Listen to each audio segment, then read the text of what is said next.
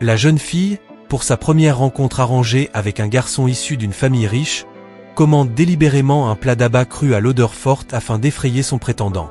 Mais contre toute attente, celui-ci boit sa bière et mange avec appétit, la laissant stupéfaite. En réalité, Minnie n'est là que pour remplacer son ami qui fuit un mariage imposé. Son but est de saboter la rencontre.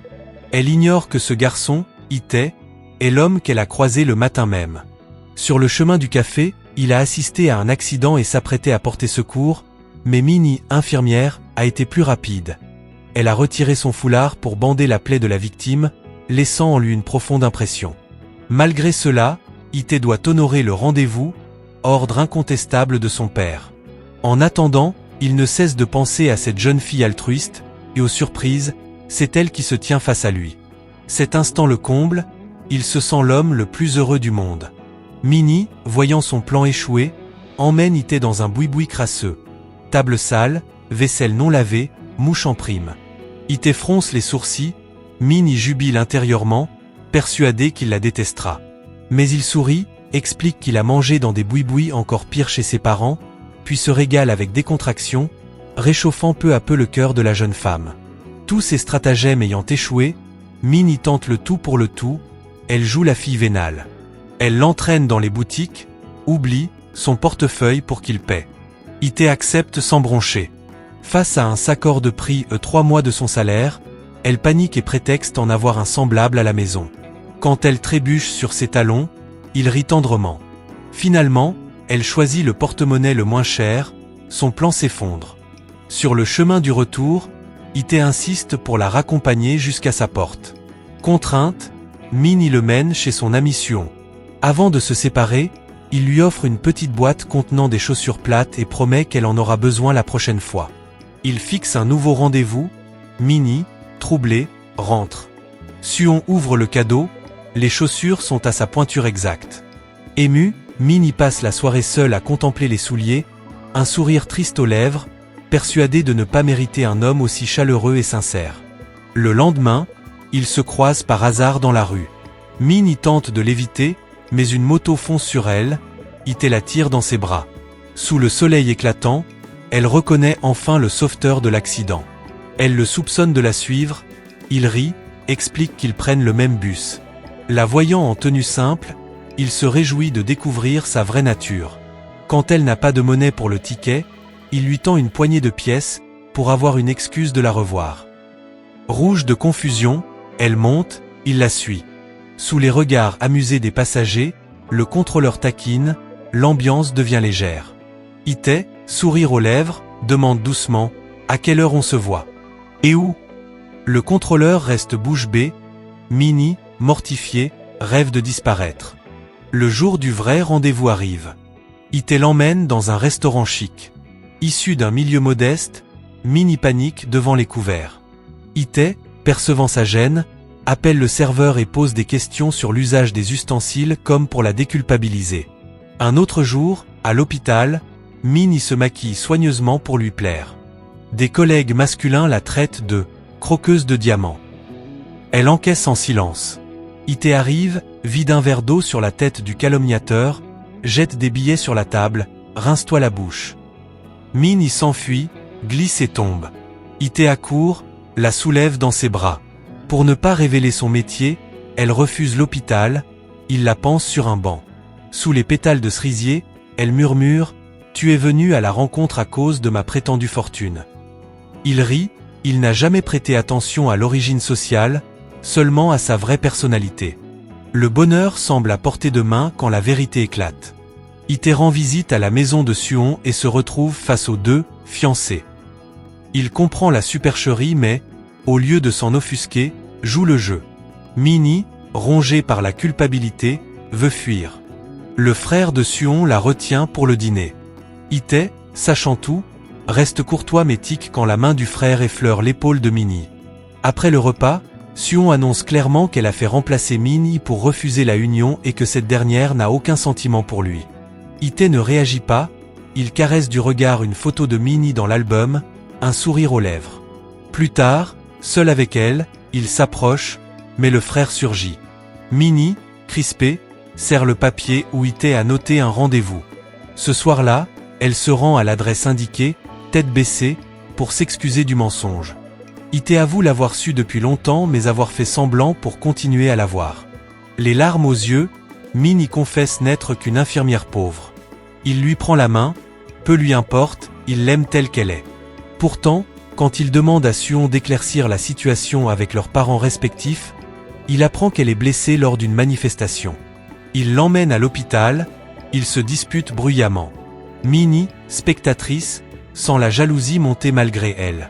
Persuadée que le prince doit épouser la princesse et que Cendrillon n'est qu'un fardeau, elle s'éloigne. À la sortie du travail, Ite l'attend, sourire éclatant. Il l'invite à dîner, elle refuse, avoue que la rencontre arrangée n'était qu'un moyen de gagner l'argent pour un billet d'avion à l'étranger. Ite, glacée, propose d'attendre son retour. Elle coupe court, elle n'est pas digne de lui. Sous les cerisiers, il reste immobile, se rappelant sa promesse de lui chanter une chanson avant la fin de la floraison. Les fleurs tombent, la mélodie reste muette. Cette nuit-là, il joue des airs mélancoliques dans la cour, demandant à ses amis comment oublier. Plus il essaie, plus il se souvient. Peu après, inauguration de la nouvelle pharmacie de la famille Suon. Ite et son père sont présents, Min y vient féliciter. Leurs regards se croisent, le père de Ite fronce les sourcils. Pour fuir l'embarras, Min y prétexte de préparer du café. Deux invités la prennent pour une serveuse, la commandent, puis la raillent. Ce jeune maître a perdu la tête pour aimer une fille pareille. Le visage de Min y se ferme, elle retient ses larmes, ajoute plusieurs cuillères de sucre et sert avec un sourire forcé. Ite s'avance, mais quelqu'un l'intercepte. Il réalise que prolonger le mensonge fait souffrir tout le monde. Il exige de Suon qu'elle clarifie tout avec les parents pour mettre fin à la fausse union et pouvoir aimer Min y au grand jour. Ite se rend alors dans la pension où vit Min y, prétexte donner des cours particuliers à la fille de la logeuse pour la voir. Une nuit, il fait semblant d'être ivre pour rester dormir. Sous la lumière tamisée, il sort sa guitare et joue la mélodie promise. Min y, réveillée, sort sur la véranda. La voix douce de Ite fait trembler son cœur. Elle sait que depuis leur rencontre, sa vie fade s'est illuminée. Il demande une réponse. Elle élude, plus tard. Il croit encore. Le lendemain, jour de congé, il veut l'emmener en sortie, elle doit accompagner son petit frère. Le rendez-vous à deux devient pique-nique à quatre. Les enfants taquinent sans cesse, Ite, chargé des sacs, les regarde rire, le cœur serré. Pendant ce temps, Suon est arrêté pour avoir caché des manifestants. L'interrogateur n'est autre que le père de Ite, celui-là même qui a forcé le mariage arrangé. Il lui conseille d'abandonner la voie dangereuse et d'épouser son fils, ignorant que le cœur de ce dernier appartient à une autre. Devant son intransigeance, Suon lui jette un bol de soupe brûlante. L'homme puissant essuie calmement, ordonne à son secrétaire de préparer la cérémonie de fiançailles. Suon, ramené chez elle, apprend que sa famille a bénéficié de l'aide du père de Ite. Rompre maintenant ruinerait tout. Écrasée par le poids familial, elle sombre. Ite raccompagne Min y. Leurs regards se croisent, son cœur bat la chamade. Il ne veut pas partir, mais ignore que son père a fait enquêter et refuse catégoriquement une belle fille pauvre. Suon, désespéré, supplie Ite de jouer le fiancé devant les deux familles pour sauver l'honneur de son père. Il refuse, elle s'effondre. Ce soir-là, bouquet à la main, il attend la réponse de Min y. Elle lui conseille froidement d'épouser Suon. Il reste pétrifié. Furieux, il exige des explications. Suon a imploré Min y. Si Ite refuse, sa famille sera détruite. Par amitié, Min y sacrifie son amour. Ite, déchiré, apprend qu'elle prépare son passeport avec le frère de Suon. Il la confronte, ils s'affrontent violemment. Il lui reproche de le pousser dans les bras d'une autre alors qu'ils s'aiment. Elle garde ses distances, en juin, elle part s'installer à l'étranger. Il étouffe, sentant qu'il est le seul à se battre. Dernière rencontre à la cérémonie de fiançailles de Ite et Suon. Sous les lustres, Min y le voit en smoking, ravalant sa douleur. À la fin, elle s'éclipse, il remarque qu'elle porte toujours les chaussures offertes lors de leur premier vrai rendez-vous. Bouleversée, elle se retourne, les yeux brillants, murmure enfin « Je t'aime ». Il lui prend la main, l'entraîne hors de la salle, sous les murmures. Il court dans la rue illuminée, riant à travers les larmes. Leur amour, aussi bref soit-il, brille comme un rêve. Les jours suivants, ils volent des instants. Promenade, gâteaux, disques, simplicité d'un couple ordinaire. Ité rachète toute la pâtisserie parce qu'elle aime la crème. Elle le gronde, il rit, il se barbouille de glaçage. À la librairie, elle écrit un vœu avant de quitter la Corée, revoir son sourire encore quelques fois. Dernière nuit, il la raccompagne, la serre fort. Dans une prochaine vie, je veux te rencontrer en premier. Elle se hisse sur la pointe des pieds, effleure ses lèvres. Ils ignorent la tempête qui gronde. À peine séparés, Min y est enlevé, un sac sur la tête. Le lendemain, Ité, paniqué, signale sa disparition. La police refuse le dossier, moins de 24 heures. Se souvenant qu'elle parlait de rendre visite à sa famille, il part à sa recherche. En chemin, il aide un vieil homme égaré, le père de Minnie. Touché par sa politesse, les parents l'invitent à dîner. Min n'y n'arrive pas, inquiet, il repart et la retrouve épuisée, terrifié. Le ravisseur est le père de Ité. L'homme influent lui a montré des photos d'eux, menacé de détruire sa vie et annuler son visa d'études si elle ne disparaissait pas. Ité confronte son père, s'agenouille, supplie. L'homme le frappe, l'enferme dans une pièce sombre, le laisse ensanglanter. Pour protéger Minnie, Ité accepte de partir temporairement avec Suon Haseon. Suon, voyant son désespoir, l'encourage à revenir. Minnie s'est sacrifiée pour ne pas le plonger dans les ténèbres. Minnie, elle, vit dans le vide, pleure à chaque mention de son nom. Un jour, dans la foule, elle le revoit. Il s'enlace, décide de fuir pour vivre libre. Sur la route, il croise des soldats pourchassant des étudiants. Pris pour des manifestants, Ité se jette devant Minnie pour la protéger et s'effondre sous les coups. Elle le traîne à l'hôpital, enfile sa blouse blanche et soigne au milieu du chaos de Hwangdu. Ité enfile un blouse à son tour, l'aide sous le feu. Dehors, la situation empire, les blessés affluent. Le père de Min y vient chercher sa famille pour fuir. Sur la route, il croise des soldats, le père se livre pour détourner l'attention. De l'autre côté, le demi-frère de Ité, le jeune Dung-tae, découvre son frère séquestré. Il supplie sa belle-mère de le sauver. Après des années de violence conjugale, elle divorce et libère Ité avant de quitter la maison maudite. Blessé, il titube jusqu'à l'hôpital, trouve Minnie. Après tant de séparation, ils jurent de ne plus jamais se quitter.